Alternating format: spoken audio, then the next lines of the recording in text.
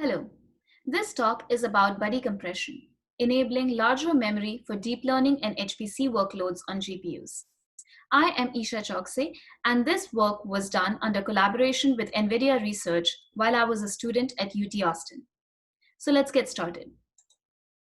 In today's server systems, while CPUs can be connected to large capacities of main memory, the same is not true for general purpose GPUs. GPUs require high bandwidth memory to meet the throughput requirements of the applications, and this leads to a capacity wall.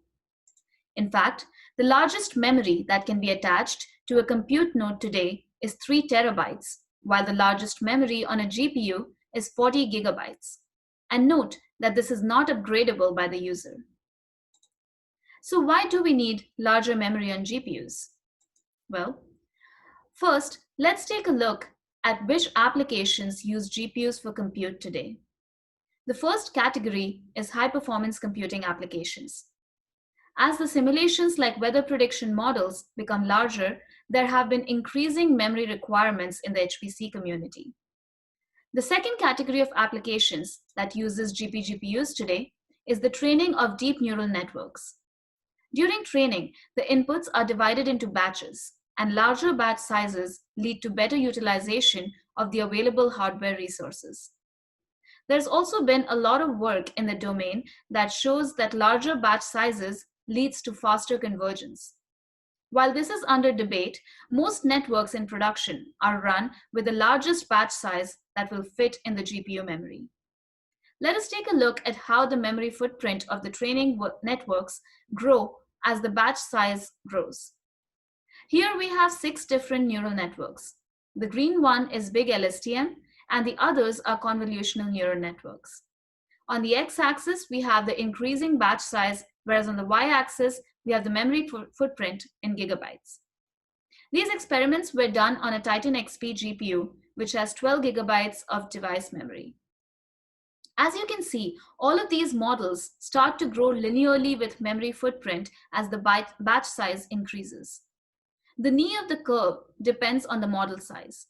For larger models like Big LSTM, Inception V2, and VGG16, the maximum batch size that can fit on a single GPU is 32. There's another category of neural networks, object detection networks. They're so huge that the latest model, MEGDET, can fit a batch size of just 2 inputs on a single GPU. So what are the current solutions for running such large applications on available GPUs? The most common solution that is used is to use multiple GPUs to do the job. For example, MEGDET, the object detection network, it uses 128 GPUs to fit a batch size of 256 images. As you can imagine, this leads to a huge communication bottleneck. The other possible solution is unified memory. Unified memory allows the GPU to use the system memory on the CPU side under a shared address space. While the unified memory can really simplify the programmer model in certain situations, it is really slow for oversubscription of memory. In order to understand the overheads of utilizing unified memory for oversubscription, we did some experiments on a Power 9 CPU connected to an NVIDIA V100 GPU via NVLink 2, which provides a bandwidth of 75 Gbps full duplex. In this plot, on the x-axis, we have the percentage forced workload over subscription, and on the y-axis, we have the runtime relative to the original. A 10% forced workload over subscription means that the available GPU memory to the application was reduced to 90% of the application's footprint using a library function. The results here are shown for 3 HPC applications taken from the SpecAccel benchmark suite.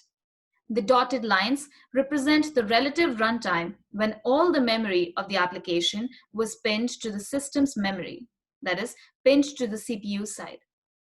As you can see, the overhead varies from 2x to 64x upon a 40% forced workload over subscription. In fact, in some cases, it is worse to use unified memory for oversubscription as compared to just pinning all the memory to the CPU side due to thrashing. Therefore, we propose using hardware main memory compression to allow the GPU to oversubscribe memory. We increase the effective memory capacity and bandwidth using compression while keeping the data uncompressed in the cache hierarchy. Note that cache compression can be used orthogonally to this solution. Let us first look at the characteristics of the data in these benchmarks. We used spec axial and fast forward benchmarks for high performance computing applications, and for deep learning, we used big LSTM and a handful of convolutional neural networks. For each benchmark, we sampled the complete memory footprint of the benchmark's data on a GPU 10 times during its complete execution. These 10 checkpoints are equally distributed during the runtime. In this plot, on the y-axis, we have the compression ratio such that higher is better. We use the bitplane compression technique at a compression granularity of 128 bytes. On average, the compression ratio for HPC workloads is 2.5x, and for DL workloads, it is 1.85x. These numbers look promising. Therefore, furthermore, for most applications, the compression ratio does not change much during the runtime of the application. Let us now look at the spread of the entropy within the data. In other words, the spatial locality of the compressibility. This will be important for us to make decisions around design points like compression granularity, allocation granularity, and metadata. Let me first introduce this plot. Each pixel in the plot represents a single 128-byte cache block. Each pixel has been color-coded according to the compressibility of the data that resides within it. A colder color, like blue, represents higher compressibility, while a warmer color, like red, represents lower compressibility. On the x-axis, we have 64 128-byte cache blocks that reside in an 8 kilobyte region of memory. And on the y-axis, we have all the different 8 kilobyte regions in the GPU memory stacked up in order by their virtual addresses. Here is the spatial locality of the compressibility plot for all of these applications.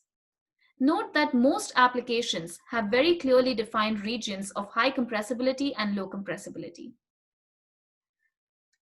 This points to high spatial locality in the entropy of data. In fact, if you look at the HPC applications, most of the 8 kilobyte regions have homogeneous compressibility. This tells us that if we compress at 128 byte cache block granularity, a single target compression ratio for each 8 kilobyte region can suffice. However, when it comes to the deep learning workloads, things are not that uniform. Even though there are clear, mostly red and mostly blue regions, this can prove to be a challenge while deciding target compression ratio per region.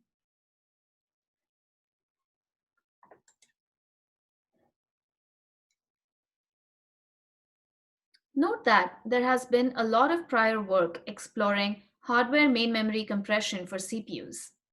So why don't we reuse those compression solutions for GPUs as is? The reason is excessive data movement due to overflows. Let us understand this with the help of an example. In this diagram, the address X is being written back from the cache to the compressed memory. As the new data goes through the compressor, turns out the new compressed data is larger than the old compressed data. In other words, the entropy of the data increased while it was being written to. Now, as this new compressed data is written back to the compressed memory, the adjacent data in the memory may need to be moved in order to make space for it. Therefore, changes in compressibility, specifically overflows, lead to additional data movement in order to manage compressed data. As the compressibility changes, even the size of allocation of a page may need to be changed. For example, a page that was compressed to 2x earlier may become completely incompressible and require relocation. All the previous proposed solutions in this space, like linearly compressed pages and compressor, require page movement due to such overflows. While this additional data movement from overflows is a challenge even in the CPU space, the problem is exacerbated in the GPU space due to high throughput. High throughput compute in GPUs leads to high throughput writes to the memory, which can lead to frequent changes in compressibility of the data. As an example, here is the spatial locality compressibility plot for ResNet 50 memory footprint within a single training iteration. As you can notice, the top block went from being completely blue to mostly red. Furthermore, the bottom block went from mostly blue to mostly white. This shows a very high rate of cache block overflows. In fact, the average cache block overflows per instruction in CPU benchmarks like Spec CPU 2006 is only 0.4%. On the other hand, average cache block overflows per warp instruction in GPUs is 8%.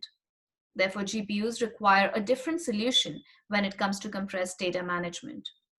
This brings us to buddy compression. In buddy compression, we stripe the compressed memory entries across the GPU device memory and a larger buddy memory at a granularity of 128 bytes. Note that the compression granularity selected here is such that it is same as the cache block size of 128 bytes. In an uncompressed memory, as shown on the left side, each entry occupies 128 bytes and is completely resident on the GPU device memory, irrespective of the data within it. On the other hand, as shown on the right side, when buddy compression is used with an example target compression ratio of 2x, each memory entry or cache block that can be compressed to 2x or more completely resides on the GPU device memory, like entries 1 and 2. Entry 3, however, is not as compressible and only compresses down to 96 bytes. Since buddy compression allocated only 64 bytes per cache block on the GPU device memory, entry 3 has 32 bytes of its data residing in the buddy memory. The sector size has been chosen to be 32 bytes to match the minimum DRAM access granularity in GPUs. In other words, all memory entries that are compressible to the target compression ratio are accessed from the GPU device memory, while the incompressible entries are partially accessed from buddy memory. Let us quickly recap why buddy compression works better than the previous solutions. As shown before, the previous compression solutions require adjacent data movement in order to make space for the newly compressed data upon changes in compressibility.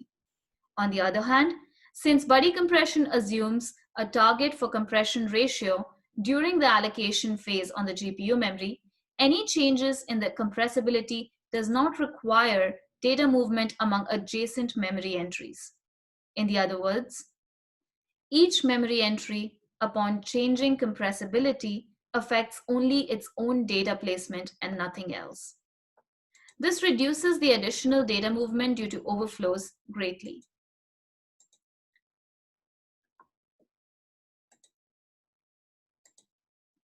Let's talk about what is buddy memory.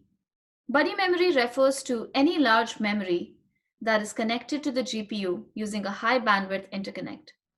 This could be the CPU or system side memory, or disaggregated memory pools, or even unused peer GPU memory.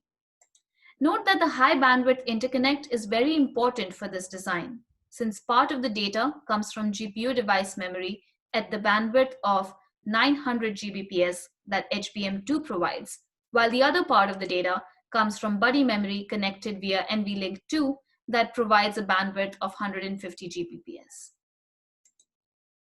In order to simplify the translation into buddy memory, a continuous carve-out is dedicated as a buddy memory at boot time on the system side. The capacity of memory that is dedicated for this purpose is assumed to be enough to support a maximum of 4x compression ratio. Such a contiguous carve-out allows for simple offset-based translation. The translation metadata exists in two parts. The GPU TLBs have the target compression ratio and buddy memory offset per page. The compression ratio per cache block within a page is located in separate metadata that needs to be accessed in parallel with the data. We assume a metadata cache to accelerate this metadata access in our evaluations. As compared to any other compressed memory design, the obvious overhead of buddy compression comes from its access to the buddy memory. Since the data of an incompressible memory entry is partially serviced from buddy memory at lower bandwidth and higher latency, it is important to choose the right target compression ratio such that accesses to buddy memory can be minimized. We use a per allocation target compression ratio.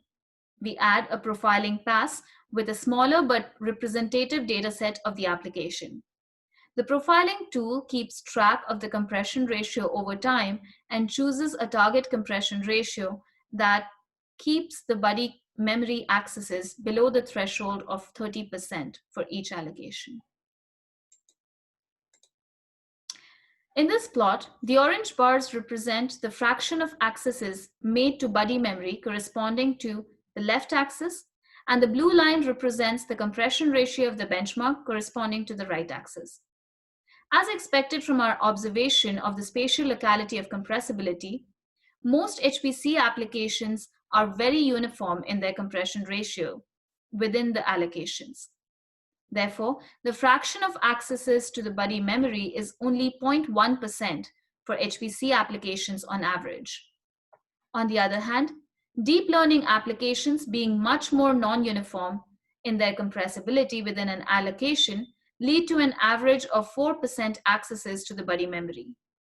The overall compression ratio that is achieved after some other optimizations that are detailed in the paper is 1.9x for HPC applications and 1.5x for deep learning applications. In order to evaluate the performance of buddy compression, we use the Pascal architecture simulator developed by NVIDIA Research.